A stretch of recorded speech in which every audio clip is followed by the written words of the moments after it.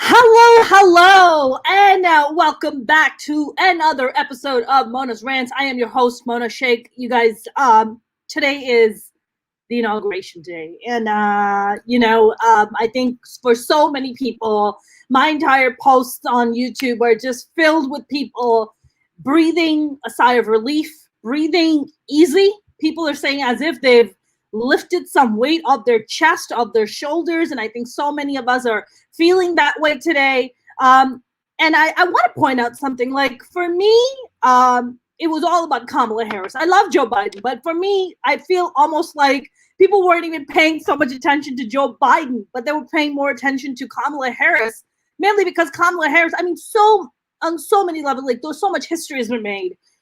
First female vice president, first Black female vice president, first South Asian female vice president. I mean, you're looking at, I mean, not to mention the other histories that have been made about John Ossoff from Georgia being the first a Jewish senator, Mr.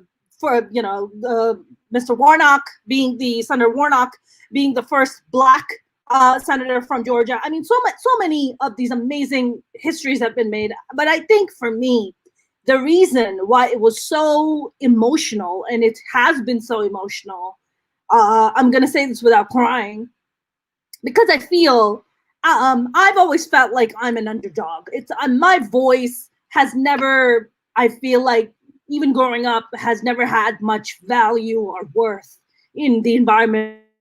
I think mainly because, maybe that's why I became a stand-up comic, to voice the voiceless and to see an underdog like Kamala Harris, a woman of color, being given this amazing opportunity to make this dent in time where she's, like she said, she's the first woman, but she won't be the last.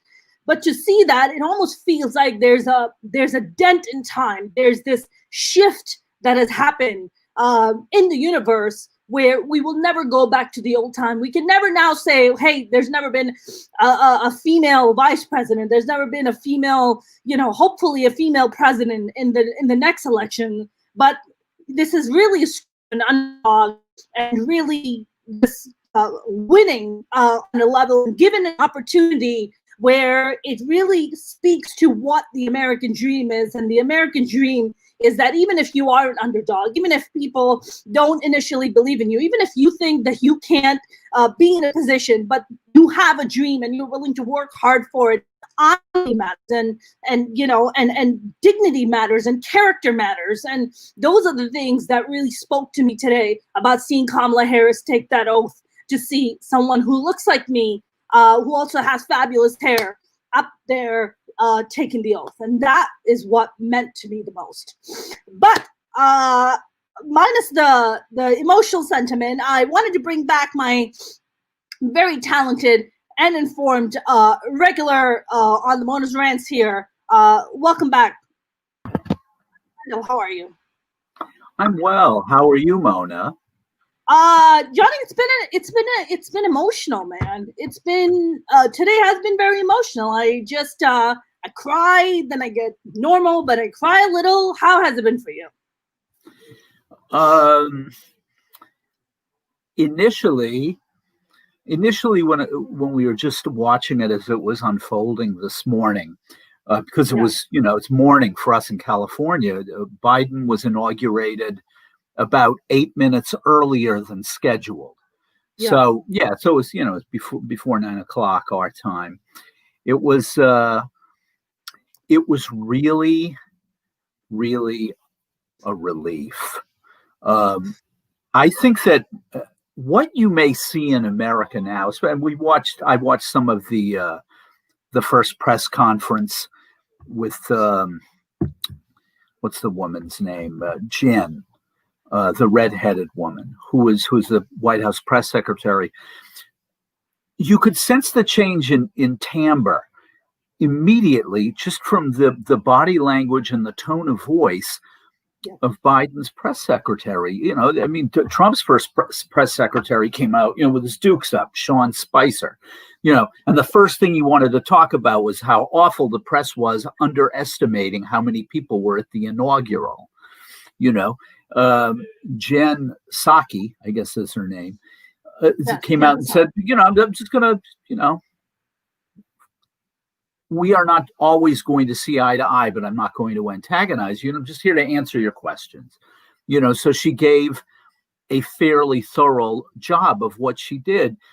It wasn't this kind of performative outrage, which was what we've been dealing with for 4 years, is the petulant, puerile silliness of a 74-year-old man baby, and in the presidency in America, from the press secretary down to through the vice president, through all the cabinet officials, the president sets the tone and the timbre for the administration. He or she is the boss, And when your boss is a self-hating, insecure, lying con man with the IQ of a dried peanut shell, then, and plus the fact that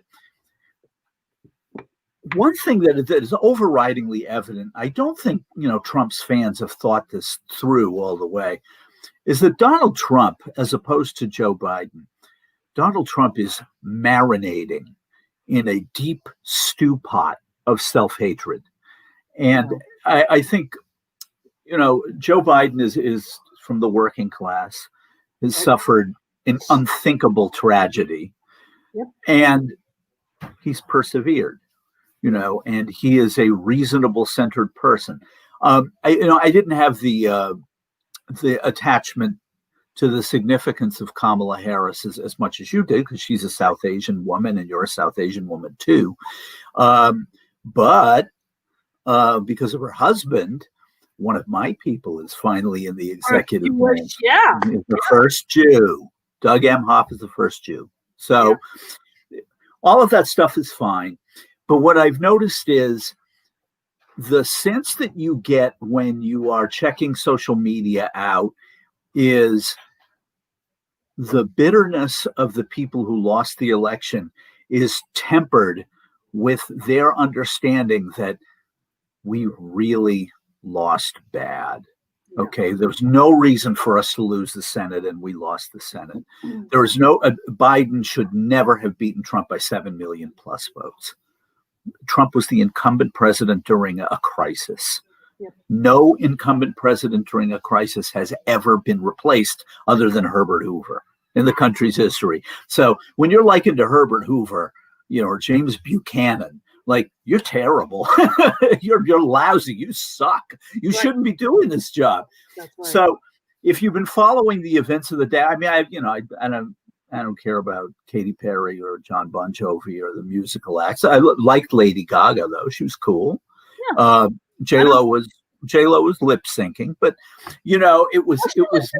I mean, yeah, she was lip syncing. Like she was singing live. I didn't feel she was singing. No, but I'll tell you something. Two things. Yeah. One, I don't know how many Americans watching this know that the first song of her medley, "This Land Is Your Land," was written by a socialist, Woody Guthrie. Woody Guthrie was a socialist. Okay. And the second song, "America the Beautiful," tell me, Mona, Catherine Lee Bates, who wrote "America the Beautiful," was what kind of a person? Female? No, she's a woman, yeah. She's another socialist? She was a lesbian. Yeah. Oh. I don't know. Not in the 1800s, gay people did not come out, but yeah, she had a life partner, was a woman. Catherine Lee Bates is also from the same town as Mr. Wendell, Wellesley, Massachusetts. Got it. And I went to Catherine Lee Bates Elementary School in the 1960s. That's how old I am. But she was fine. Yeah. Kamala Harris's stepchildren are very colorfully dressed. They have a good sense of style. Yeah, they do. And the difference in the way that the president, this one, treats his life companion, Dr. Jill, as opposed to Trump and malaria. The Bidens are not unlike normal Americans. Right. This is going to be a unique situation. What I was most interested in is no sooner did Biden sit down in the Oval Office than he took a chainsaw to almost everything Trump, that anything that he could destroy of Trump's that Mitch McConnell has no say in, he went for it. I mean, he obliterated all of Trump's ephemeral, silly, mean-spirited, petty, aimed at some group that he has no grievance with nonsense. And he went for it. I mean, the transgender ban in the military, that's gone. DACA is back. Diversity training is back. Mining on certain public lands, no. The Keystone Pipeline. He's like, Keystone XXL is history. The wall is history. You see, Muslim ban is history. Muslim ban is gone. Yeah, all gone. All gone in a couple of hours. What Biden's press secretary is saying, though, is that the Senate's two main orders of business are COVID relief and the impeachment. They will go ahead with the impeachment, which raises a fascinating possible scenario that I'm surprised I'm the only person who sees this, and I could be very, very wrong. But on the issue of Trump's second impeachment, Joe Biden, who's been in politics for 48 years, he does know his way around, you know.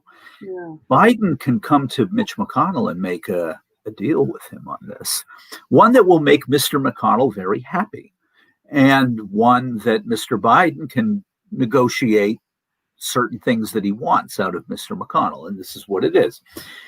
Mitch McConnell wants one thing more than anything. I mean, he wants to be Senate Majority Leader again, but that's not going to happen for another 2 years minimum. I mean, 2022 isn't looking as good right out of the chute as a typical midterm year, because everything is predicated on how much COVID there is left year after next. And the answer is probably not. Okay. But I believe this, that Joe will make a call to Mitch McConnell and say, Mitch, I think I have something you want. And Mitch will say, well, what might that be? And he goes, look, you don't want Trump to run in 2024. You want him gone, don't you? Because as long as he's around, he's going to dominate everything on your side of the political fence. You're never going to be nobody. Look, he'll either get drafted to run in 2024 as a Republican, or he'll run third party. You don't want either of those things now, do you, Mitch? No, I don't. Okay, so Biden says, look, I'll tell you what. You tell your people no Republicans vote for conviction. Okay, so it fails because there are not 67 Democrats in the Senate, right? And Biden says, okay, you're off the hook. My Justice Department will drag that fat piece of crap into court every single day between now and November 2024, between us, the state of New York, the state of Georgia, the state of Virginia, Maryland, Florida, and California. We have enough stuff to tie him up forever. And that will drain his coffers. It will make it impossible for him to do anything. He'll be out of your hair, and you will be the boss of the Republican Party again. And Mitch is like, I like that. I like that. But what do you want? Right. Biden says, well, I'll tell you what I want. We want $2 trillion for COVID relief immediately. None of this nickel and dime garbage, because look, man, 84% of the American public wants the $2 trillion. Everybody wants the 1,400. Everyone wants their unemployment to go back. Small businesses want relief. The public does want the Defense Emergency Authorization Act to go to Pfizer and Moderna and say, we'll buy your goddamn plants. Start squeezing this stuff out. Because as it turns out, neither of them have anywhere near the vaccine that Trump promised. They're way short on doses, Right.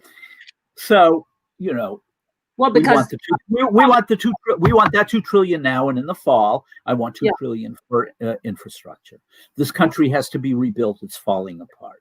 That's Okay. correct. Now, Mitch, you have an approval rating nationally of 11%. This would quadruple this. If people went back to work and they're rebuilding the country and it was shown that you had comity between you and I, you would be a hero. Dude, this is likely your last term in the Senate. I know you don't care, but you do have enough money, you know. Yeah. Wouldn't you like to go out on a high, and wouldn't you like Donald Trump to be out of your hair? Let's cooperate on this. I can make his life miserable through my Justice Department, but I want from you none of this. Everything has to have 60 votes for cloture stuff, and I don't want to get rid of the filibuster because I got 3 or 4 people among the Senate Democrats who won't go for that. But I can also pressure you. You can end up losing Murkowski. You could end up losing Mitt Romney. You could end up losing 4 or 5 more of those people. They're not beholden to you. They know. Mona, 137 Republican House members were part and parcel of the insurrection with that nonsense about not wanting to confirm the votes, the Electoral College. There's going to be a change in attitude in lots of those districts where Donald Trump is gone. He doesn't have Twitter. Facebook is taking a scythe to all right-wing sites on Facebook. They know they're terrified. They know that Biden plus the Senate can get rid of Section 230 and that they will be litigated up the wazoo. Yep. Okay. So they're like, we'll get rid of the fake news. Biden called out the whole idea of fake news in his speech 3 times. He mentioned we're going to be fact-based from now on. That's right. That has to count for something. That's right. And I was like going, yeah, I like that. Yep. But the fact of the matter is he will get more cooperation from McConnell with or without horse trading than McConnell paid to Obama, because Mitch McConnell's an old man and he's tired. Yeah. One of the unsung heroes today was somebody who I have very little affection for, and that would be the outgoing Vice President of the United States, Mike Pence. He acted like an adult. He did his job. He did his job. He did his job. And the Republican senator from Missouri, Roy Blunt, they did their jobs. It's like, I mean, admittedly, in Pence's case, he turns around, looks at the Capitol building. That's where, my former boss's friends were trying to hang me a couple of weeks ago. Screw him. That's right. Also, Mike Pence he's not a particularly bright guy, but he has good political instincts. And he's got to realize, look, these QAnon people, these people that are addicted to One America News Network and Newsmax, and now Fox News is going, full metal lunatic on the right. He goes, those people can't win elections.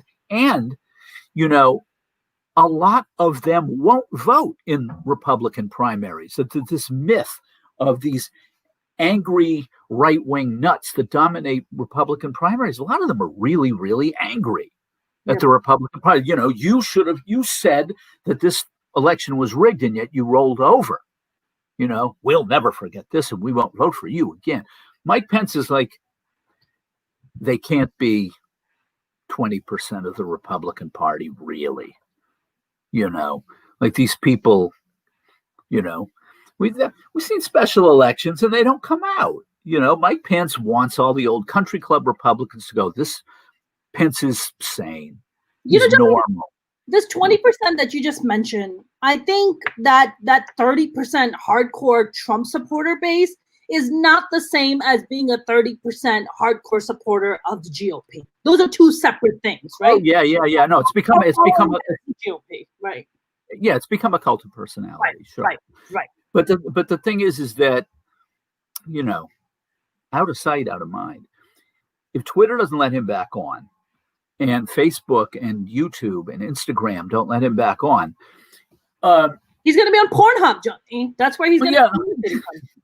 Yeah, I can't. nothing makes me happier than seeing a naked 300-pound guy with a 2.5-inch mushroom penis. Boy, that makes my day. I don't think it's 2.5. I think it's just one, but that's fine. You give him an extra 1.5 inches. It's fine. You're generous. He was the president of the United States. I defer. No, I don't know. I mean, Melania's gonna need a job, so she's gonna divorce him. I mean, okay, first of all, how soon do you think the divorce is gonna happen? I think the divorce is coming. That divorce is coming. No, not at all. She doesn't gain anything from divorcing him, so why should she? She already renegotiated her prenup before she moved into the White House with him anyway, so she's good. So what? Look, while they don't have the kind of relationship that Joe and Jill Biden have, I mean, they have a relatively symbiotic relationship. They're both parasites. They're both lampreys. Picture two leeches in 1969, and that's where what you would end up with those two. That's a disgusting thought. I'm sorry about that. But, and also leeches can be useful. Donald Trump is not. I think you're so leeches when you say that. I know. Hey, what is all this? This is a thing that I just wanted to kind of share. I think I shared it with you too.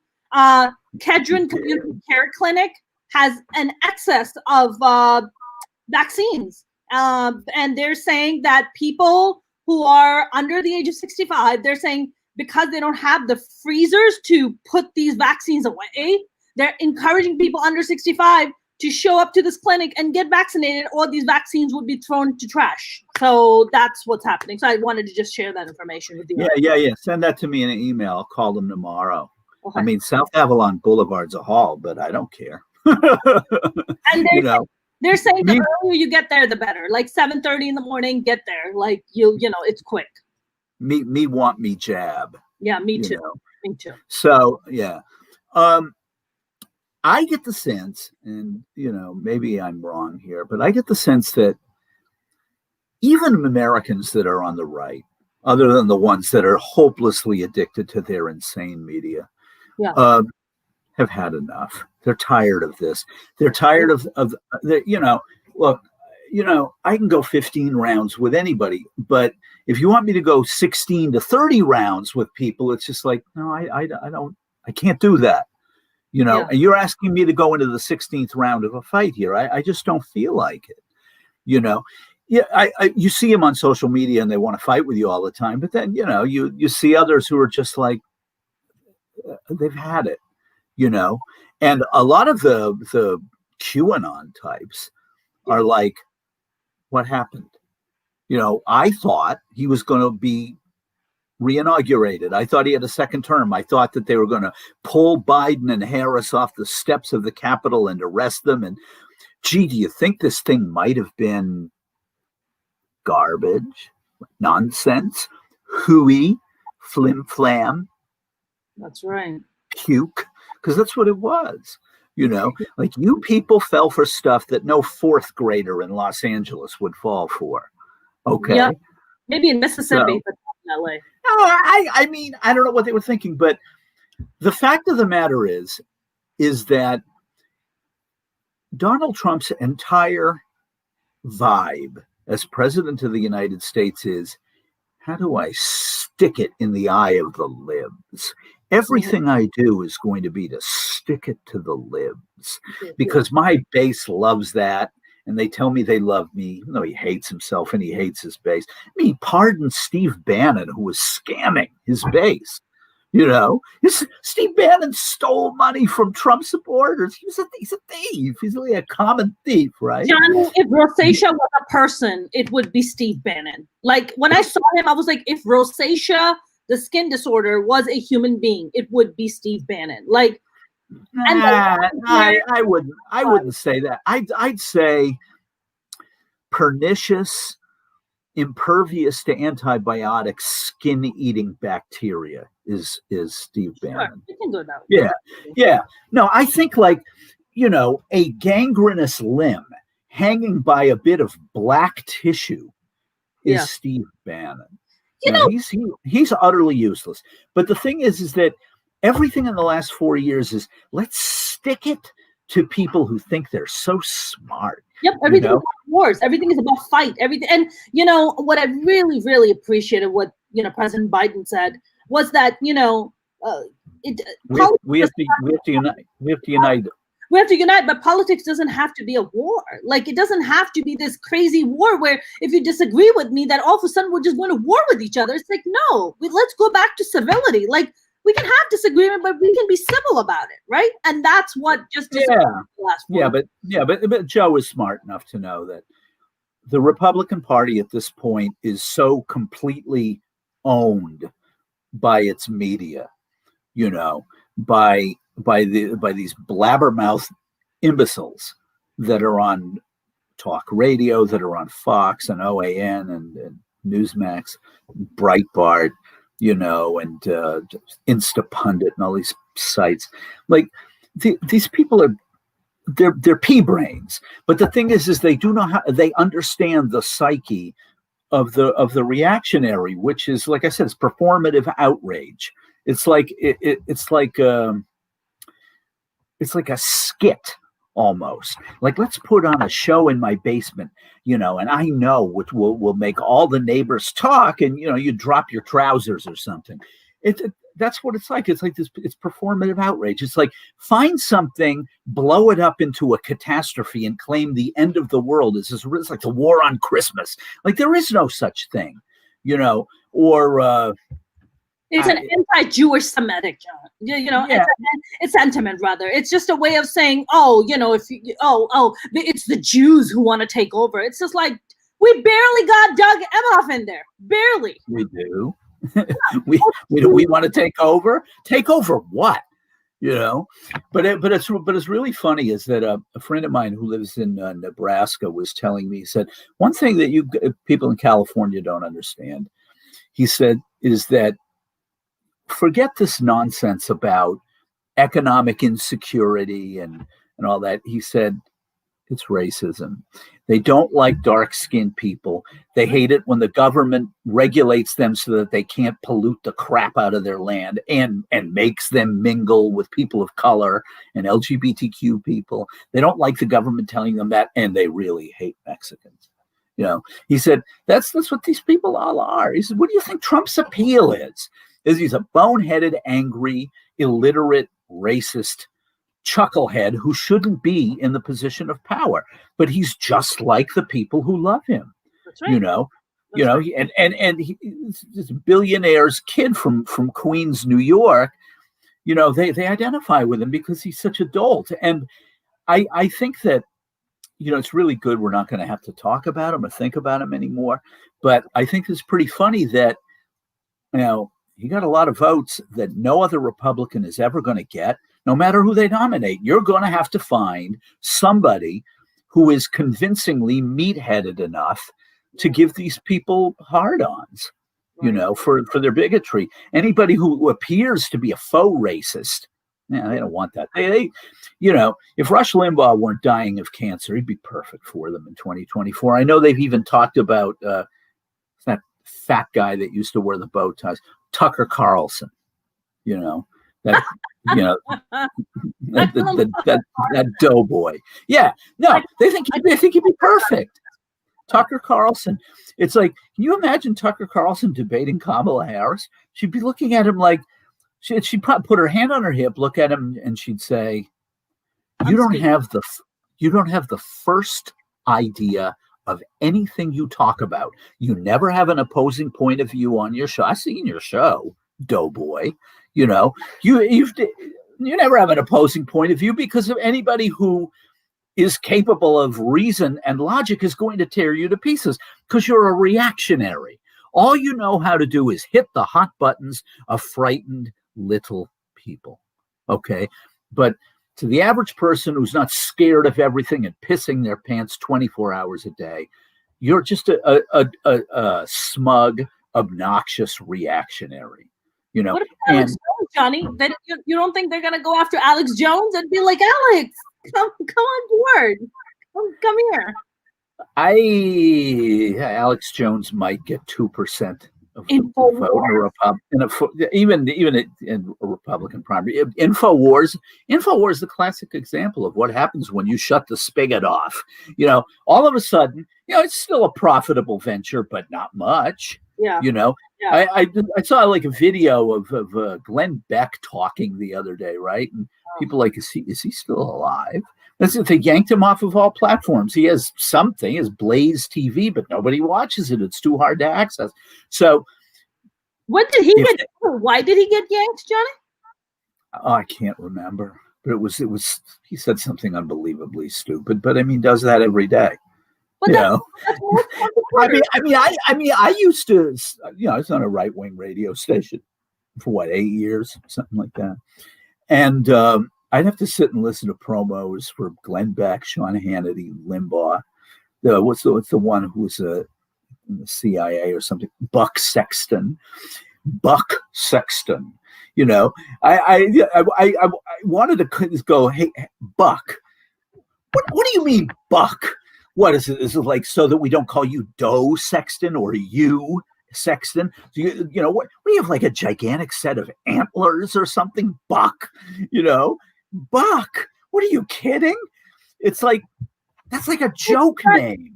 Is that his nickname? That's his nickname.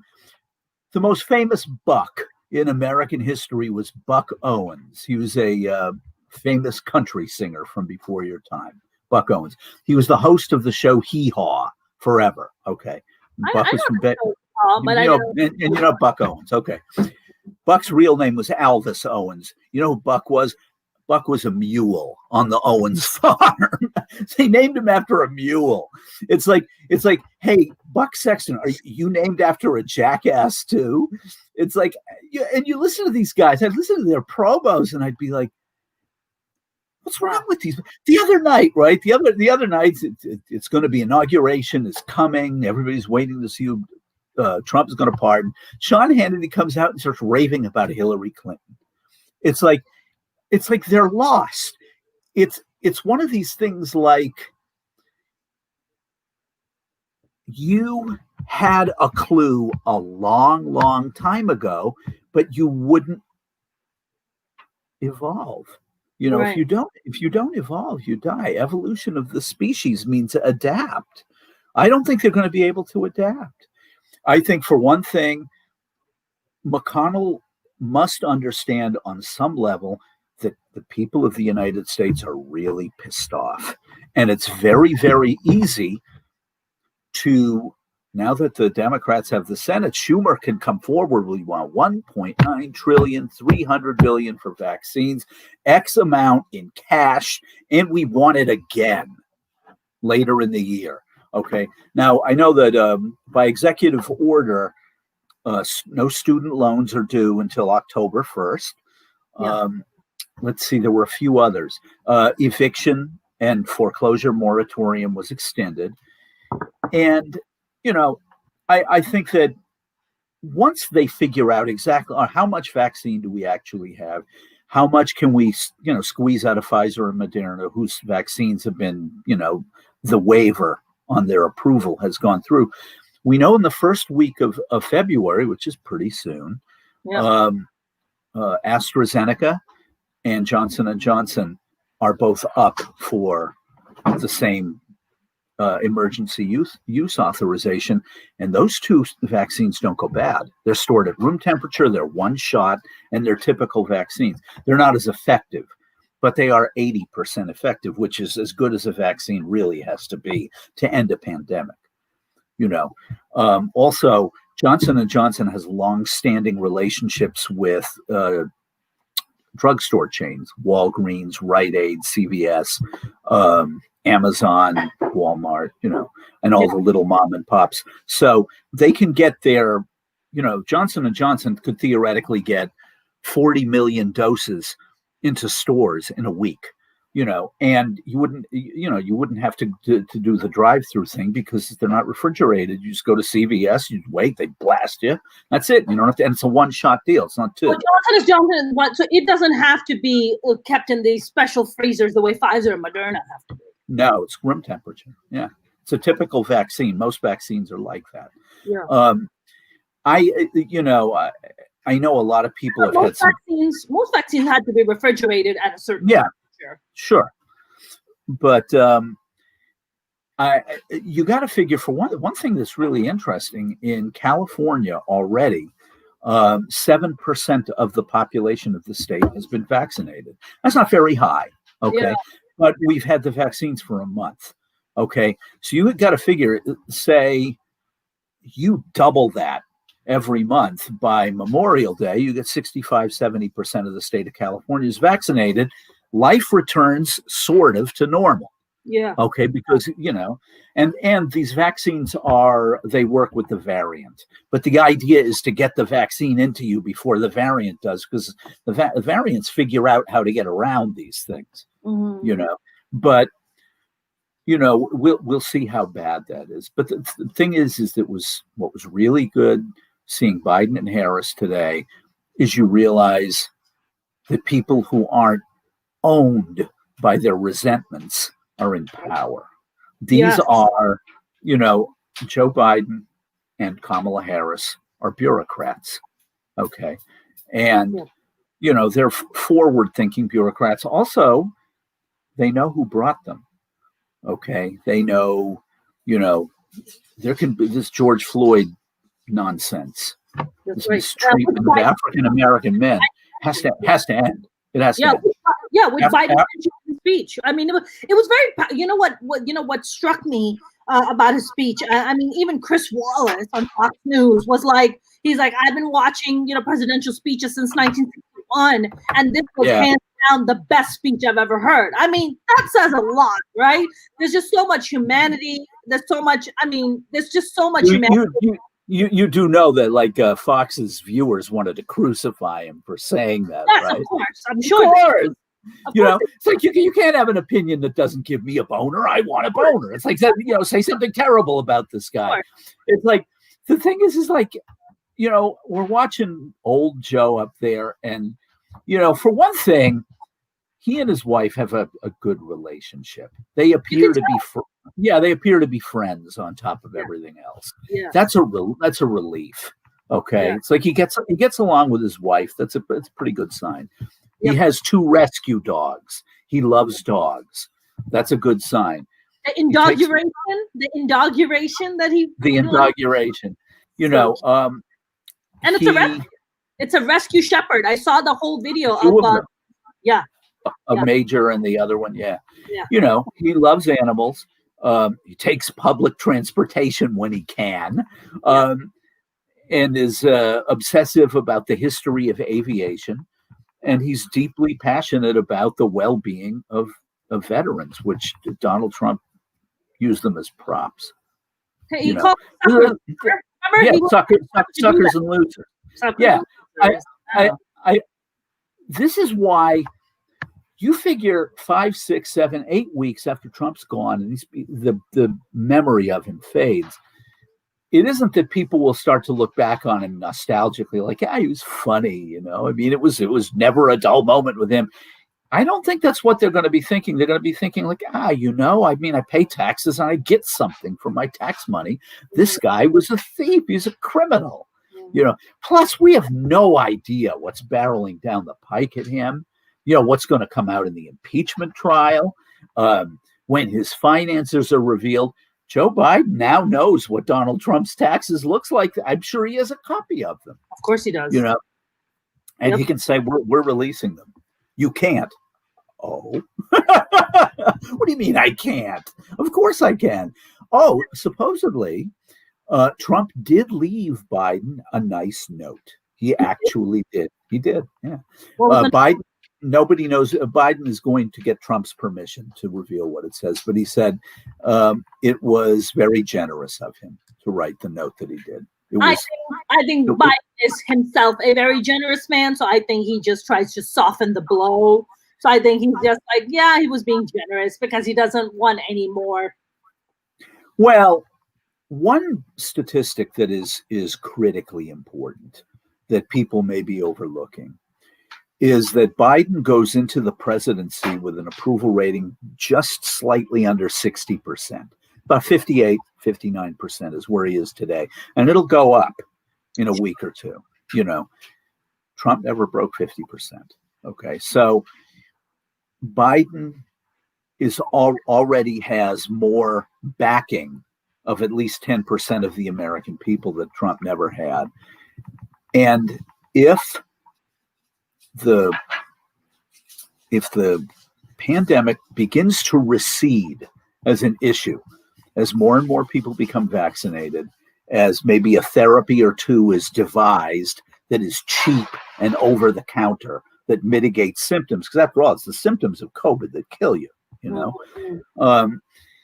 then I was telling my friend Danny in Massachusetts, I said it all boils down to this. If the pandemic is taken care of relatively quickly and efficiently, and it's a night and day thing between the disaster that was the year 2020, it is going to be very, very difficult for Republicans to make their case. And also because they are wedded, they're welded to their crazy base that wants to hear nothing but this red meat, racist, dog whistle garbage. Yep. To the average person, it's like, I've had to sit through this for 4 years. I don't want to, everybody who's listening to this stuff's got coworkers, right? And at least one of them is a bootlicking, cult-worshipping Republican, right? And it's like everything they say, their mannerisms, it sounds like some secret language that kids in a treehouse invented. Johnny, it's interesting you said that.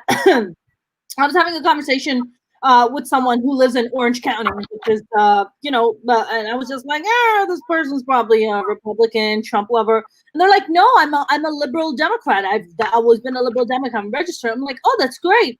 And then they're like, oh yeah, I'm, excited about Biden being president. And then stops to say, yeah, when he becomes president, what? And now things are all of a sudden just going to change. Things are, what about the caravan that's heading this way? And I was just like, what caravan? What the hell are they talking about? They're talking about this caravan that's coming in from Guatemala with a bunch of Hondurans who are escaping poverty and violence. There's about 7,000 to 8,000. It was just in the news. I was talking about it yesterday. I had an immigration, attorney on because he specializes. And we were talking about this caravan that's headed this way. They're coming up north, and basically the Guatemalan government is trying to disperse them. They're trying to come up to Mexico. Mexico is just like, we're not going to have them, But these people are escaping poverty. They have nothing left. Like, pandemic destroyed their lives. On top of that, they had hurricanes that destroyed it. They're like, we have literally nothing. It is worth it for us to risk the life of our children, our families, to actually have some kind of hope that maybe America would give us some kind of asylum, right? And I can't believe anybody makes a production out of 8,000 people. Miraculously, the United States can absorb 8,000 refugees. Yeah, that's insane. That's correct. And what Americans don't grasp, because they don't want to grasp, they hate this idea, but it's true, is that if you have new waves of people come into your society from other parts of the world, it strengthens the society because it ends up making society broader. There are different ways of thinking. There are new customs. There are new ideas that intermingle with yours, and it makes your ideas stronger. I think that, look, this caravan nonsense, they pulled that garbage in 2018, right before the midterms. The average American didn't care. That's right. They're just like, whatever. Or they're hoping that Biden puts the kids in cages, but he's not going to do that. I wonder though, Johnny, do you think he's going to get rid of those cages permanently? Because they were initially placed during the Obama administration, although they weren't. I think he's going to have to. He doesn't have any choice. I mean, this idea of separating children from their parents. There's 700 of them you can't account for. I don't think that's going to happen. I mean, I hope not. Biden's going to make plenty of mistakes. For all the experience that he has, he's going to make a lot of mistakes. Harris is going to learn on the job herself.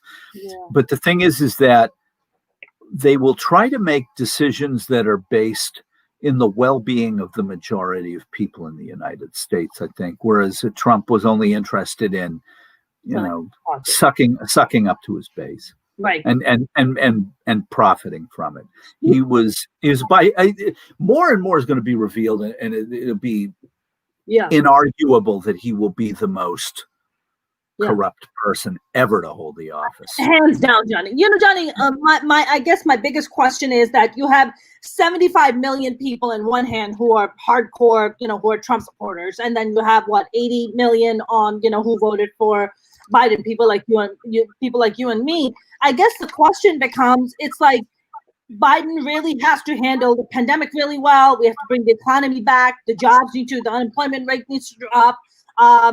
I'm wondering, that is a big number. 75 million is a big number. Look, tonight, though, you think he's going to be able to achieve that? Is it going to take, I don't know how long it's going to take. Like, what are your kind of thoughts on that? What about the pandemic? I would say that the pandemic's peak is going to be fairly soon. Okay. Not because of vaccination or social distancing, but because the holidays are over and a lot of the infections that happened over the holidays are going through society. Okay, so people will be, distancing from each other again. So there'll be that. If it is possible to vaccinate over 1 million Americans a day, then halfway through this year, half of the American population is vaccinated. That's pretty good.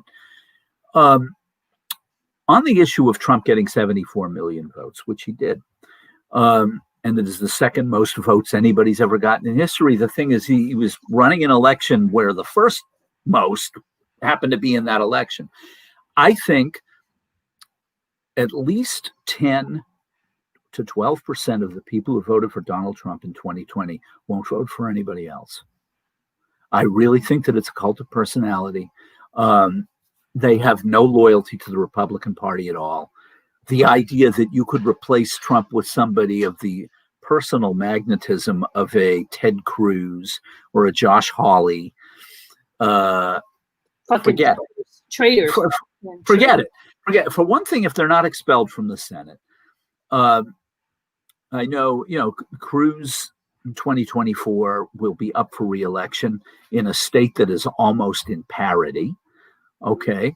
Hawley, he's from Missouri. He's a Republican from Missouri. Missouri is a state that's been hollowed out. There are still lots of people who live in rural Missouri who are older.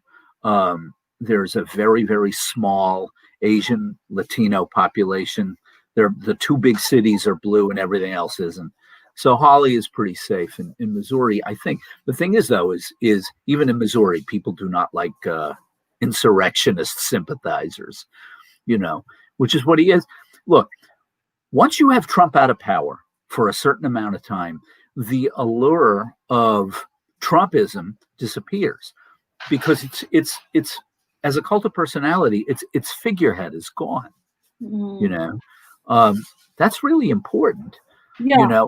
It's like you can't, you in performance, it's very difficult to duplicate somebody else's magic for what, in a disgusting sort of way. He has this magical hold on these people. Don't ask me why, there are a few reasons, but they're not important. The thing is, does America want to go back to that kind of bedlam or tumult? Probably not. Yeah. What do people want to do? They want to go back to work. Yes, they want to be able to go to a bar and have a drink. They want to go to a sporting event. They want to go to a movie. Yep. That they want their kids to go to school. Yep. They want a future. It is inescapable that in 2020, an entire year was wiped out. That didn't have to be. If the country had gone into lockdown in March and early April, the number of infections would have been a fraction of what there are. Okay. Yep. If Donald Trump appeared everywhere in a mask and told his followers, wear a mask. Yeah, they're uncomfortable, but they beat being sick with this thing. But he couldn't do it. The irony here, Mona, and it's really important. is that people believe that Donald Trump has an iron grip on his fans, but in reality, it's the other way around. I believe that. I believe his fan base owns him. Okay. He is completely beholden to them. Okay. And will do nothing they don't want. He was told, by his chief of staff, the base doesn't like the idea of masks. They regard it as, impinges on personal freedom or something like that. A real man would have said, hey, they don't know what they're talking about. We're going to wear masks. Cut the head off the snake, the body dies, says Devin. That is correct. Yep. I wanted to actually, I don't know if you listened to or read Donald Trump's last, departing speech. So he said something very cryptic, as he always has in the past 4 years of his administration. He said, "We will be back in some form." And then, in true Trump fashion, they had prepared, these remarks ahead of time. His aides had helped him draft and to speak at the goodbye speech. And then he was just like, "Nope, don't care about them. You can just toss them aside," and just started going off the cuff. He said, "Goodbye. We love you. We will be back in some form." And what does that even mean? He said at one point said that we were not a regular administration, which you definitely were not. You're fucking you sucked. You're really, really bad at it. Yes. Okay. Biden and Harris probably have to sage the fuck out of the White House just to get that bad juju out of there. I mean, yeah, I'm sure they did. My God, how much did that place out? Goodness. 25 feng shui experts per wing. I don't know. Feng shui the shit out of that place. Are you kidding? Yeah. Burn the bed sheets. They have to keep hope alive for their fan base. But like I said, losing Twitter really, really hurts him. Losing YouTube really, really hurts him. And Facebook killed 30,000 QAnon accounts today. Wow. They're serious. They're like, this stuff is poisonous, and it's not like it's not good for business either. It's real bad. Like I told you, if some horrible thing happens as a result of somebody getting wound up by something on Facebook, that's the end of Section 230. Now they're legally liable for everything they have up on their platform. They will do anything to avoid that. All right. As far as Trump saying we'll be back in some shape or form, what'd you expect him to do? Like said, be like Nixon? You want Trump to kick around anymore? You're not going to do that. He wants the idea like I will be back in 2024. It's like, look, man, a few things. One thing that your opponents learned in 2020 is register people of color to vote. Yep. That and register women in the suburbs, white women. Those are the base of the Democratic Party. Okay. Also, had Biden done as well in southeastern Florida as Hillary did, he might have carried that state. Okay. They're not going to make that mistake twice. Democrats are going to go right at Latinos in South Texas and South Florida and say, look, they played games with you. They were lying to you. They knew what your soft spot was. Well, the pandemic is over. We got rid of it for you here. And I suspect that what Biden will probably do is to try to normalize, if possible, relationships with Cuba, because you can't go back to the way things were, and you can't go back to embargoes. So go in the other direction. If every Cuban under the age of 50 or 60 goes back and forth from Havana to Hialeah, once a month, and they get to see all their families and their friends who they've never met, and Cuba's economy starts booming and they start buying stuff from South Florida, all of a sudden all this anti-communist garbage is gone, because it's like, communists, they're my friends. Right. Those are my cousins. I wanted to I wanted to read you some of the interesting remarks he made in his parting speech because it is quite funny to me. He said he tried to claim credit for what he suggested would be a string of strong economic news in the coming months. He said, "quote Remember us when you see these things happening, if you would." End quote. And then he said about the vaccines, about the coronavirus. He said it really is a great achievement. You didn't do shit. Like, that's just Wait a minute. It's a whose great achievement? Yeah, for Pfizer's laboratories, Moderna's laboratories, AstraZeneca, Oxford, Novavax. Yes, their laboratories did a great job. I never seen you in a lab coat with a beaker in your hand, you big fat piece of crap. It's like, come on. Let's not stop it. I think he's trying to take credit for what is it? By the way, speaking of the economy, what benchmark was reached in the U.S. economy this afternoon, Sheikh Mona? Don't know. What? Please do tell, Johnny. Oh, the Dow closed at an all-time high today, Mona. Look, business wanted to get rid of this guy too. He's bad for business because he's corrupt, and whenever you're dealing with corruption, you don't know how much you're going to have to grease palms. Yes. There are wealthy Americans who recognize that in all likelihood, sometime in the next 4 years, their taxes are going to go up. They know this. That's just the way it goes. Jeff Bezos, Amazon makes over $1 trillion last year. It's like, I tell you what, you can windfall profits 40%, $400 billion. That's $1,800 per American taxpayer. You'll get it back, Jeff. I think it's one thing that's great. Who's the chairman of the Senate Budget Committee? Who's chairman of the Budget Committee in the U.S. Senate, which determines a lot of what goes in or out of the budget? What's the name of that senator, Mona? I don't know, Johnny. You tell me. Oh, his name is Bernie Sanders. Speaking of Bernie. Bernie is going to be in charge of the Senate Budget Committee. With the mask, with the gloves, just sitting for he's from Vermont. He knows.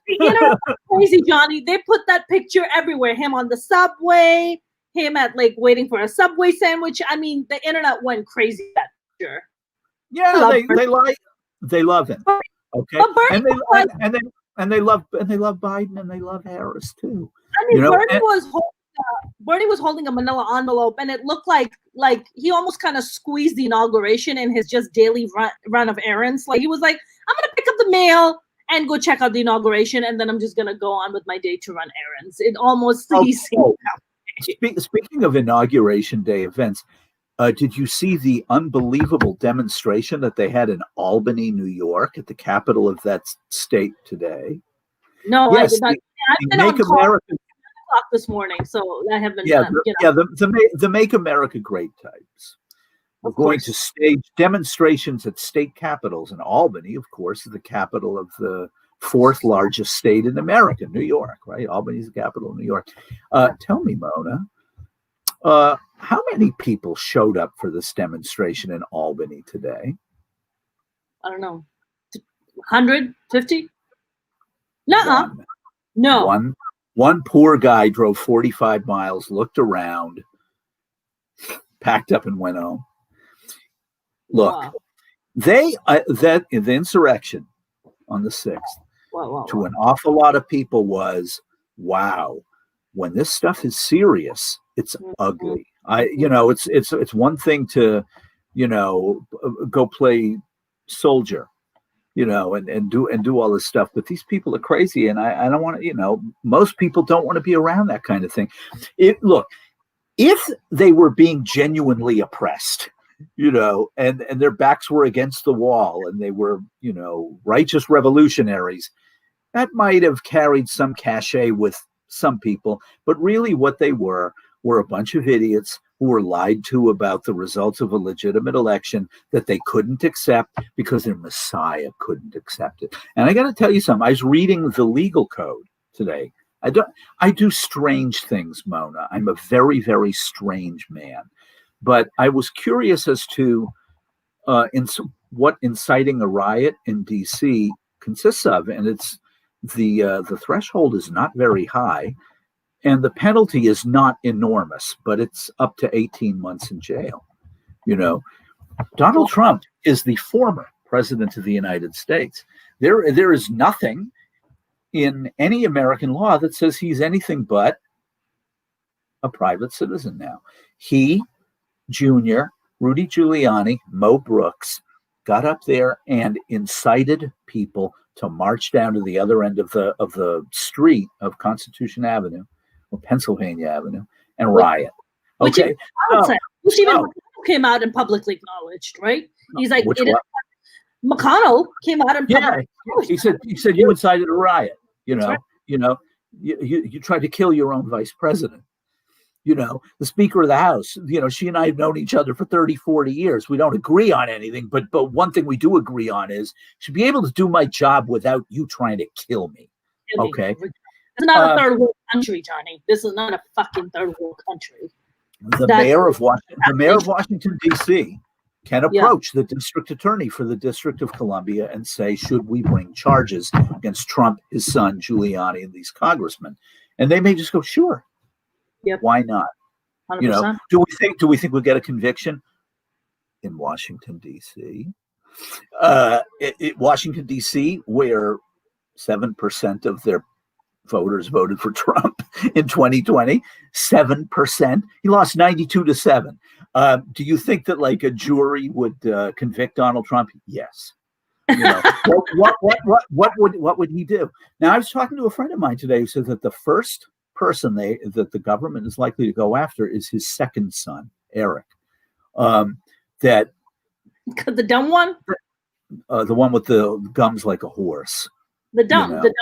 Yeah, you've seen on SNL how they make fun of him. I'm Eric. Yeah, I mean the juice box guy. Yeah, but the thing is that apparently Eric has said and done things that are relatively slam dunk like in terms of indictments. The thing is when they indict you, you can do all kinds of stuff to stall them, but that thing hangs over your head, and Donald Trump, no matter what his fans think, doesn't have a lot of money. That $300 million that he grifted, that they'll burn through that in a heartbeat. Also, he has legal issues in Florida. He's not allowed to live at Mar-a-Lago. He's going to have to do something. The state of Georgia or Fulton County, where Atlanta is, they're going after him. You directly interfered in our elections. That's illegal. That's right. Yes, we have it on tape. You acknowledging that? Yeah, it's right here. Plus he has a accuser who says that he raped her and she has his DNA. He's going to stall and fight that one tooth and nail because if the one he raped when she was 17 years old, is that the one you're referring to? No, Jean Carroll. I think it was about 18 years ago. 18. But, Jean Carroll. Oh yeah. But statute of limitations does not exist. That's forever. And if she has his DNA and it's his word against hers, she's going to win. Yeah. This is a guy who has a lengthy history of abusing women, being rather revealing about his opinion of women. It's 8:00, Mona. We got to go, or I got to go anyway. Where are you going, Johnny? Got things to do. It's been a long day, honey. It's been a long day, indeed. A long day. Johnny Wendell, always a pleasure having you, my friend. I will see you soon. It is a good day. It is a good day to be in America today. So thank God for Biden and Harris. Thank God. Let's see how they're going to handle the pandemic, how the economy is going to pick up. But I have a lot of hope, and I am feeling good about the future. They will approach things positively. Yep. They recognize that their main impediment is Mitch McConnell and his whims, but Mitch does not have public sentiment on his side.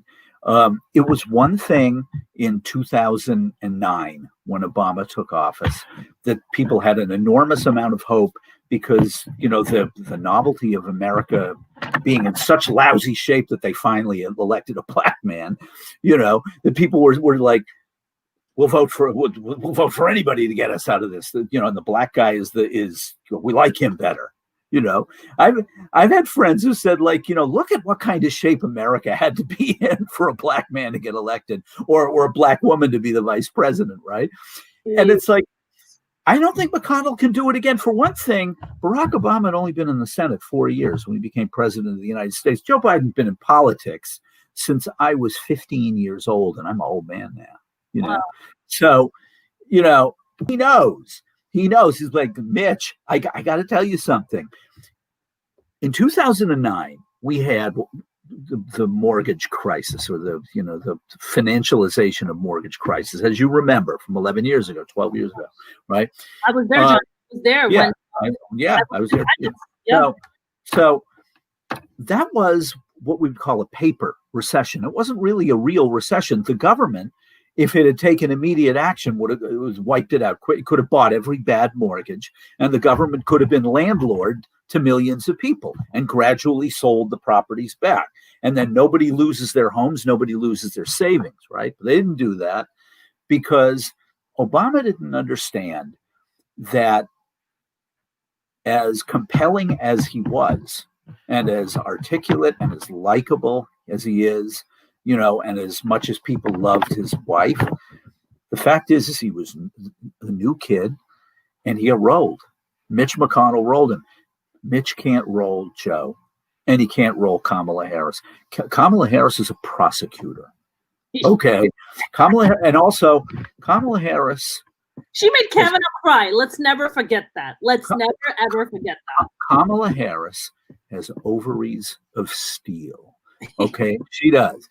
As you and I have talked about, almost nothing was greater in politics in the last 10 years. Like, excuse me, I'm speaking here. I'm speaking. In other words, face. Yeah, a big smile on her face. Like, you think because I'm a woman, and a black woman at that? Yeah. You trod on me. It's like, look, white man, you clearly don't understand who you're dealing with. You don't understand what black women are actually like. Okay. Yeah. It's like we have to take so much crap on a daily basis that when we are able to stand up for ourselves, we will. And by the way, on the issue of black women in America, who's a hero in America right now? Stacey Abrams is a hero in America, black woman. Who's a black man who's a hero in America? Eugene Goodman, who was going to get a gigantic promotion for saving Mike Pence's life. He was Kamala Harris's security today. Yes, he was, and he's a combat veteran and a good man, and he's going to get a promotion. He's a hero to millions of people. Mike Pence clearly loves him as he saved his life. Yeah. So. I think that unlike Obama, who had this idea in his head, I won by such a big amount, I'm such an anomaly, I'm a transformative figure, I can get anything done. What he didn't understand is, fashioning himself after Ronald Reagan, he wasn't a student of history. Reagan had a lot of trouble his first 2 years in office. Above and beyond getting shot. He had terrible trouble. He had low approval ratings. Interest rates were really high. Unemployment was double digit in 1982 and 1983. Reagan would have lost in 1984 if the Federal Reserve hadn't bailed him out and saved the economy.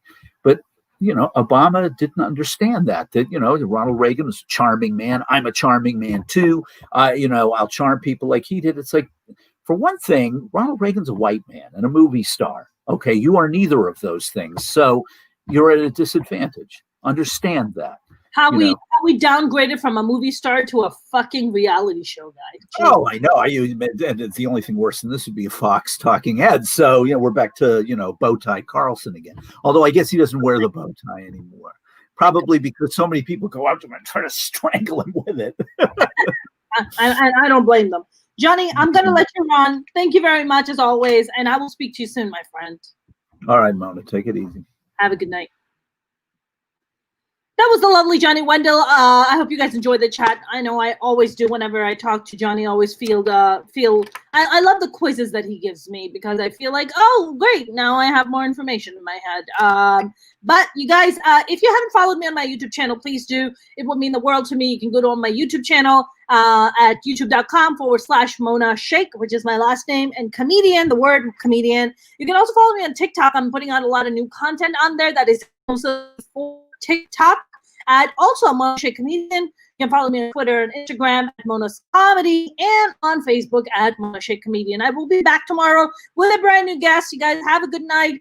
Today is a good day. It has been a great day. I feel we're going to be fine. We're going to be fine. Guys, have a good night.